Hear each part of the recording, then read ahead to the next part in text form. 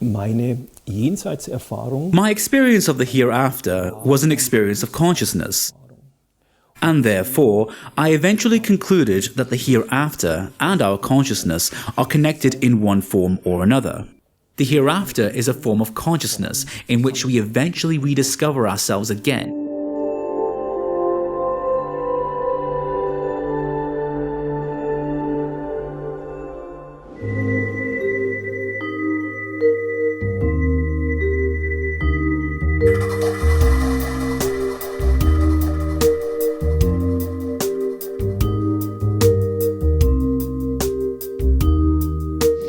Mr. Moissl, you had a near-death experience in your mid-30s. According to your description, it was an experience of remarkable beauty and extraordinary depth. Would you start by telling us which circumstances led to this experience and what you experienced at the time? Ja, es war eine sehr seltsame Situation eigentlich. Well, actually, it was a very strange situation. It is often assumed that near-death experiences just go hand in hand with clinical death, but this wasn't the case with me. It happened in a normal setting, namely in my home. At the time, I was still married and we had a house. And all of a sudden, the door rang in the early morning. We had actually some days off. So I had to get up and open the door, and I didn't expect that two complete strangers would stand in front of the door. The two men came from the waterworks or the power station, something along those lines, and they wanted to read from the water meter. And I hadn't expected this, and thus my circulatory system wasn't quite all there yet. So I led them to the cellar where the water meter was. While showing them around in the cellar, I realized that my circulatory system was about to go. And so I tried to flee upstairs to our dining room, and I was just thinking that I should sit down somewhere and elevate my legs, and that I would somehow fix this poor circulation which had come over me. However, I didn't make it, and I just fell over next to the dining table. And I was lying on the floor, and the next thing that happened was just fascinating and outstanding. At first, I didn't quite understand it, but I saw myself lying on the floor in our dining room.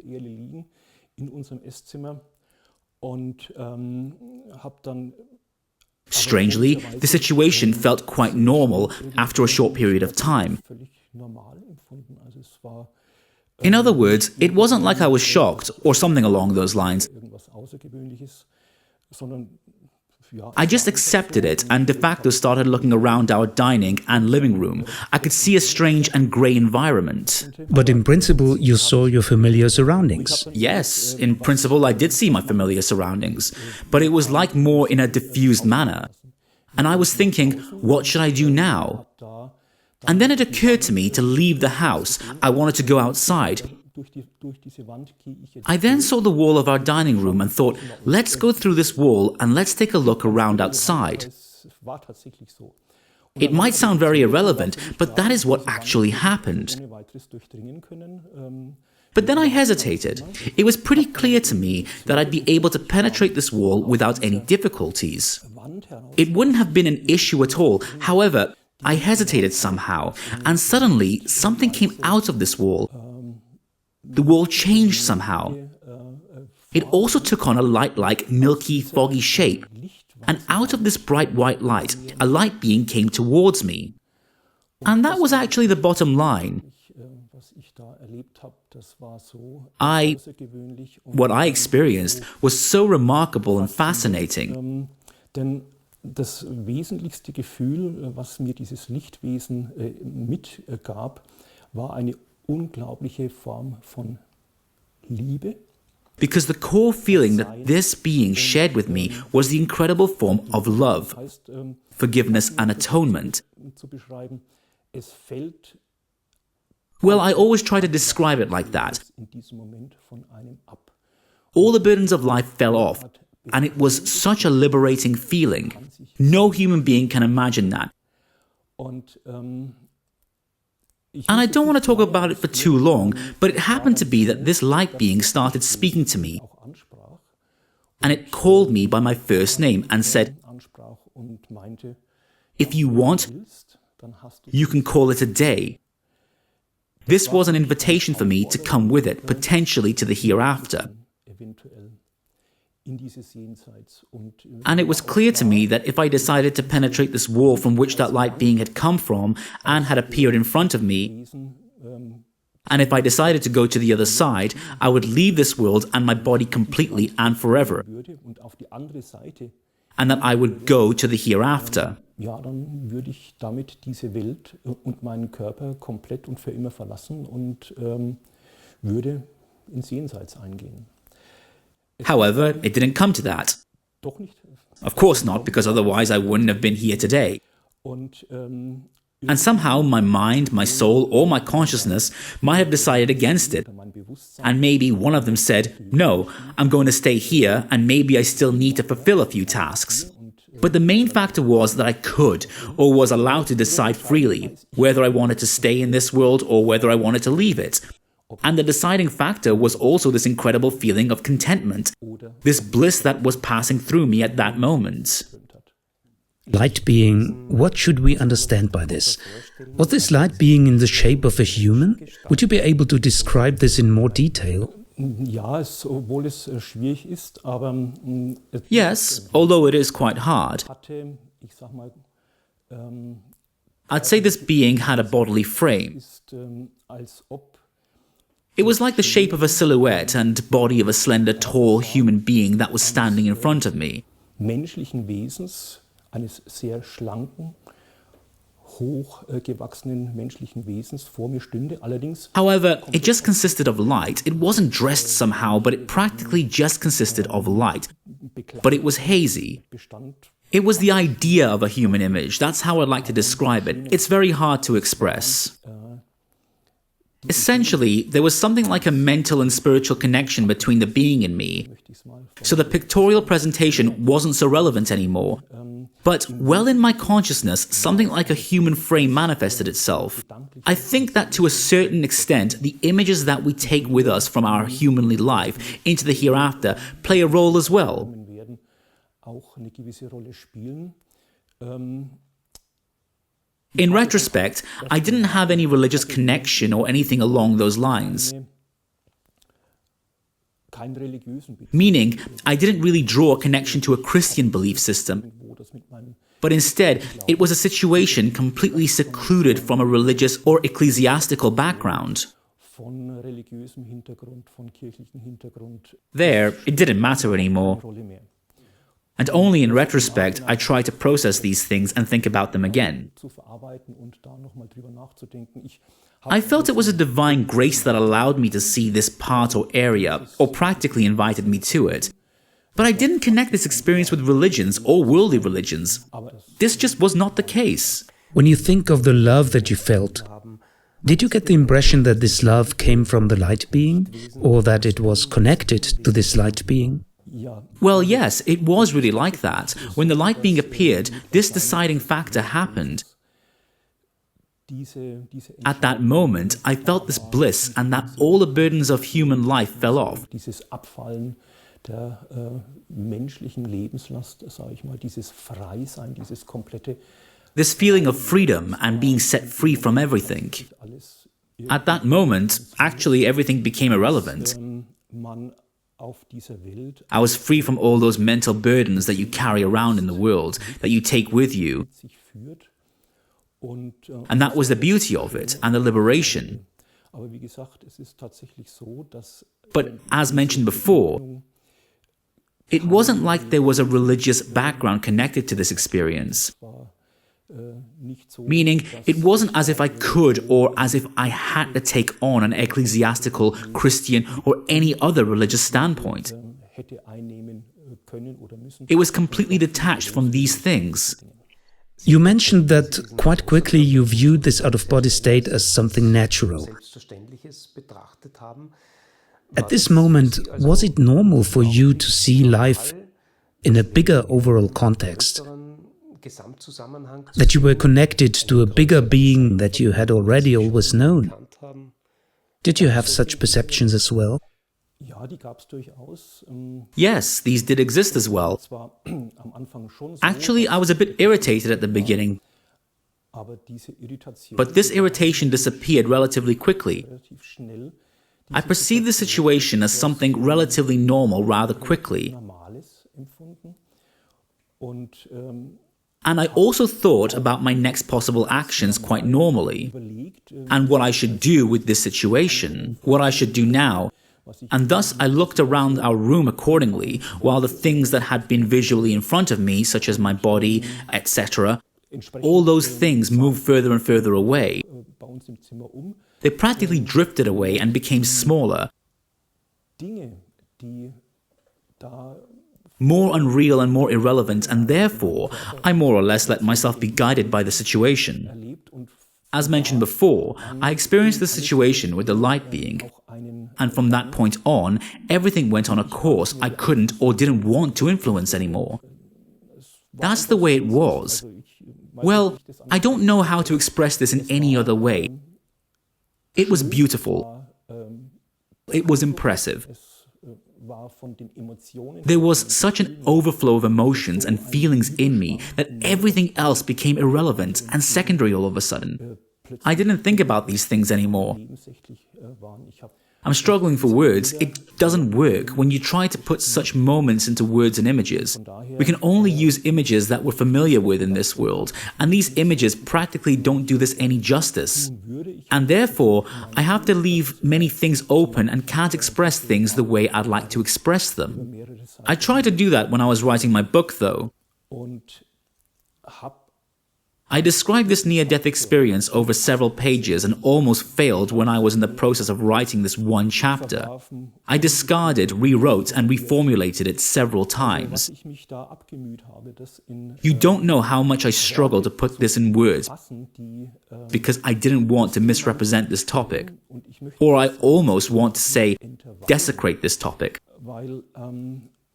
Because to me, it was a holy situation. That's actually how I'd like to describe it. I wanted to represent this in a form that would take account of this spiritual event. And this was very difficult. How did you cope with your experiences later on? Were you aware that you had a near-death experience right from the beginning? Were you able to speak to others about it?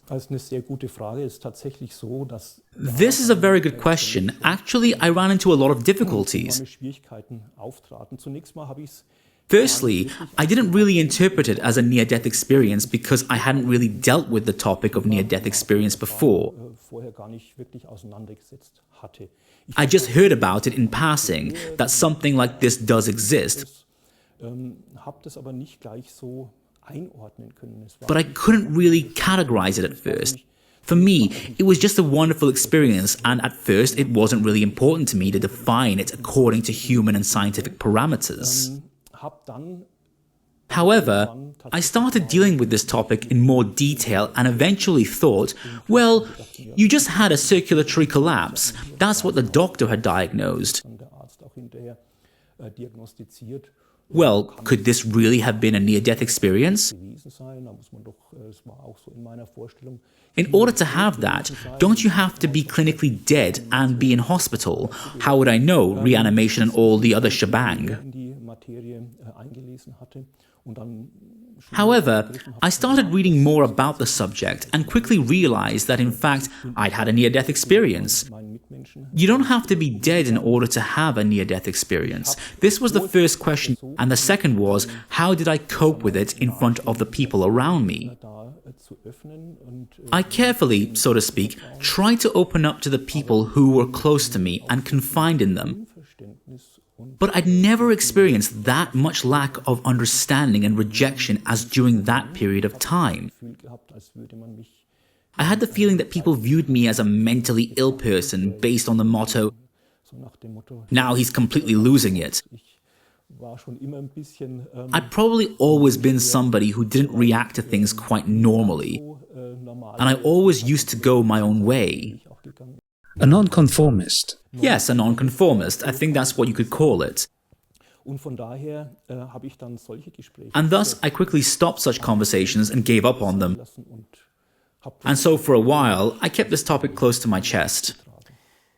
What happened after you had decided to go back into your body? Were there gaps in your memory, or was it overall a cohesive memory without interruptions? Well, no, there was no mental gap of my memory. The transition from this world to the hereafter happened in a way that I had a mental blackout. Everything became dark. It turned black in front of my eyes. It was as if I was sitting in a hollow bell made of clay, and suddenly I was in the hereafter, and as quickly I was in the hereafter, I came back. When this light being gave me the alternative, it happened from one second to the other that I found myself in my own body again. And then there were those two gentlemen who had come to read the water meter, leaning over me.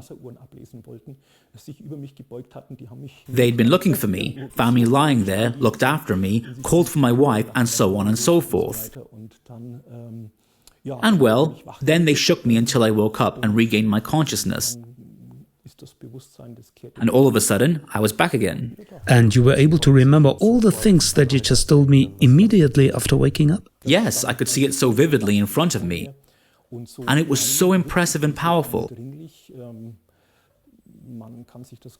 It's hard to imagine the intensity of this experience. Until today, and it's been 30, yes, it happened 30 years ago, this experience has had a continuing effect on me until now. What effect has this experience had on you? In how far has the near-death experience had a lasting effect on your way of thinking and your decision-making in everyday life? Ja, das war schon ein tiefer Einschnitt tatsächlich in mein Denken, Fühlen und Handeln. Well, yes. It actually was a dramatic break in my way of thinking, and it also influenced the way I felt and acted. One of the first things that became clear was the fact that many things that I'd only been allowed to believe from my Christian and religious background were confirmed. In other words, the idea that there is a hereafter, that there is a divine love, that other dimensions do exist, and they welcome us when we leave this world. And this had been one of my religious fundamental convictions even before this event had happened. But after this experience, it turned into certainty, and this is something that is very hard to process if something you just believed in becomes a fact. This was one aspect, but additionally, I dealt with the topic more and also read more about religion. And I tried to reflect on near-death experiences more and more, and try to connect them with experiences in this world.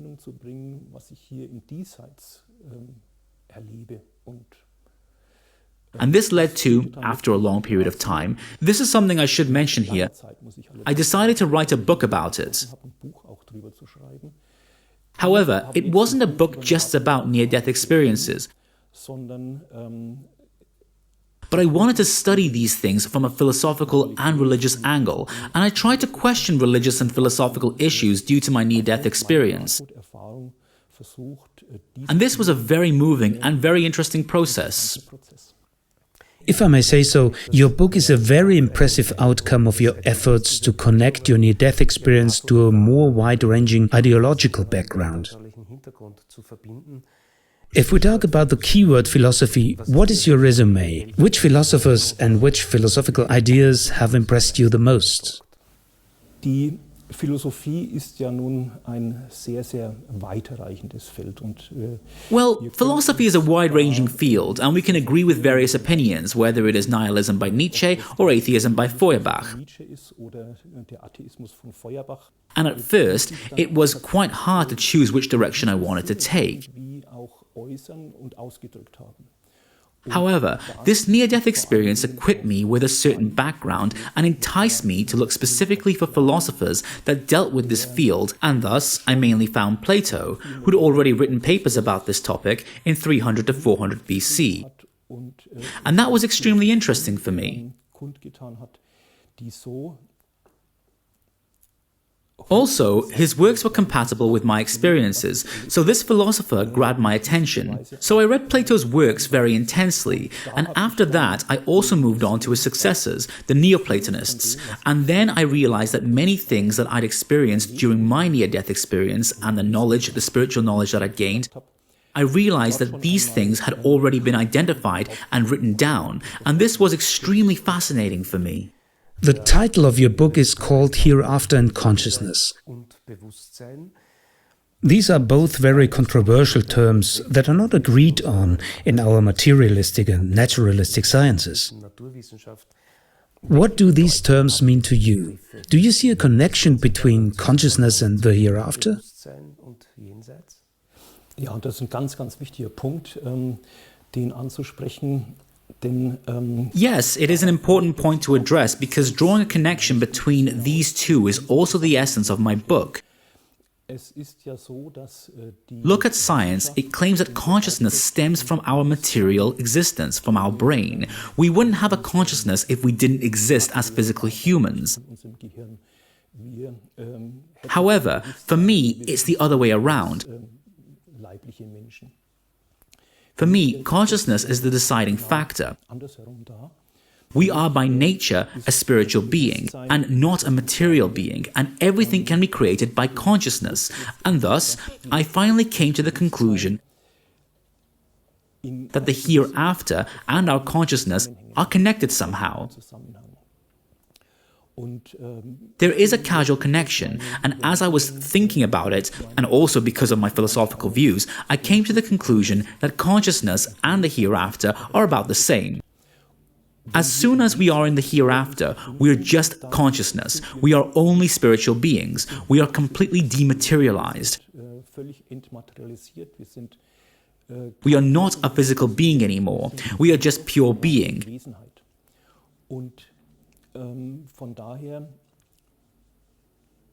And from there, I can see a direct connection with what we call the hereafter. The hereafter is a form of consciousness in which we eventually rediscover ourselves again.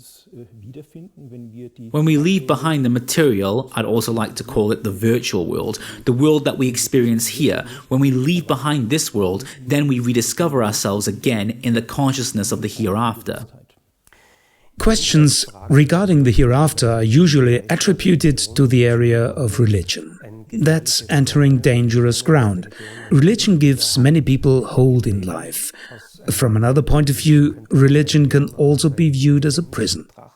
How do you perceive religion? Should religion have a special significance in the life of a person? Also zunächst mal halte ich Religion für ein schon sehr wertvolles Gut, das wir hier auf dieser Welt haben.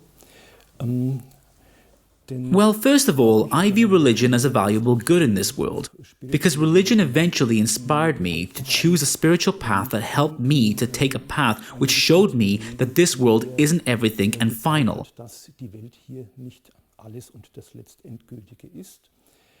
However, we must or should also deal with religions carefully because they oftentimes claim a certain exclusive right in this world. Vorsichtig umgehen, denn Religionen neigen leider Gottes eben auch dazu, ein gewisses Exklusivrecht für sich in dieser Welt zu fordern. Und dieses Exklusivrecht der Religionen. And as someone who has had a near-death experience, I can't really understand this exclusive right in any way. That's why I did my own research, because I thought there must be intersections between religions, intersections that connect religions. But of course, there are also dividing factors. A lot of dividing factors. If you deal with Islam, Judaism, Christianity, Buddhism, and so on, you will find many dogmas that eventually reinforce this claim of exclusivity of religions. And I think at that point, we enter dangerous ground. We experience again and again how religious extremism, I would almost call it, leads to dead ends that don't get us anywhere as humans. It is for this reason why I try to work out the common features of different religions, and I actually found a lot of them. Just to mention a few, for example, the belief in the hereafter, the belief in a life after death, the belief in a divine instance. These are things which connect many religions, and they are also the deciding factor. The situation in the hereafter also presented itself to me as that these things are actually the deciding factor. The awareness that there is a hereafter. The awareness that we are a spiritual being. We live on forever. We are humans and beings that are ultimately not bound to this material world. And another important factor is this connectivity to a divine instance, to a divine love. And that is the point where all religions meet again. Here, they are true. Here, they help people. But where religions exclude each other, they sometimes become grotesque and also absurd, sadly. And this is the factor I always wanted to resist. The biggest secret of being a human is probably our conscious inner world. Generally speaking, humans are just considered to be a material being, and consciousness is a side product of brain functions. From your perspective, what is the essential core of humans? What is your conception of man? Ja, nicht so ohne weiteres und nicht so einfach zu beantworten. Da wird es jetzt wirklich schon schwierig, das so. Well, this can't be answered that easily. Here, it's getting quite tricky to present this without further ado. But if I try to make it clear that we are a spiritual, otherworldly being, if we try to blank out this material world for a moment, then I think we'll get to the true nature of our existence the closest. Dann denke ich, kommen wir dem wahren Wesen unseres Daseins am nächsten. When we understand that we are a pure spirit, when we understand that we are a consciousness, a being, a soul, Wesenheit, Seele, wenn wir verstehen, when we understand that the world we experience here is more of a virtual world that was created by all of our spirits Geist entstanden ist, and eventually through a divine spirit. der Plato described it as a primal force of a being that created all of this. I think here we'll get to the nature of humans relatively close, and here I need to emphasize the word relatively, because we won't fathom the true nature of humans that easily. We're actually quite far from it. I don't think we're meant to dig too deeply into this nature of humans because it might drive us crazy. würde uns das wahrscheinlich auch wahnsinnig machen. We might encounter views that might not be helpful in this world. That's how I'd like to describe it. Wir müssen uns schon klar machen, That's what we have to make clear to ourselves. We live in a material world here, and we have to deal with this world. ich denke, gewisse Aufgaben hier zu erfüllen sind. I think we are here to fulfill certain tasks, and we are here for a certain reason. Es ist so, dass dieses Leben so eine Art Schule ist. I always say, at least that's the case for me, that life is a kind of school during which we educate ourselves spiritually further, to develop our consciousness even further, and to shape and expand our being more in order to get a step ahead in our mental and spiritual presence. Und in unserer Seele But also to get a step ahead in our form of existence. That's how I'd carefully describe it. ist mal vorsichtig. Due to your many years of experience and findings, is there something that seems important to you, something that you would like to pass on to other people? Ja, da gibt es einen ganz wesentlichen Punkt. Yes, there is a very significant aspect I would like to mention. In Religionen hat mir gezeigt, dass Dealing with different religions showed me that on the one hand, there is a lot of good and truth that can be found in religions. einiges korrigiert werden müsste und On the other hand, there is still quite a bit that needs to be corrected, and it's still the case that there are many conflicts between religions. als Vermittler, ich möchte And I would view myself as a mediator. zwischen den Religionen I would like to mediate between these different cultures and religions somehow. einen Mittelweg aufzeigen, der die I would like to illustrate a middle ground that leads people more towards an international understanding and peace, and to give love on earth more of a chance than it has been the case before. als das bisher der Fall gewesen ist. Ich denke, I think if this message from the hereafter can be transported to this world, it would already be a bit of a success. das ist schon sehr, sehr viel. Und I would be very happy if I could contribute something to a positive development. Mr. Moissl, thank you very much for your openness and that you shared your experiences and findings with us. Thank you for this great interview. I'd like to thank you.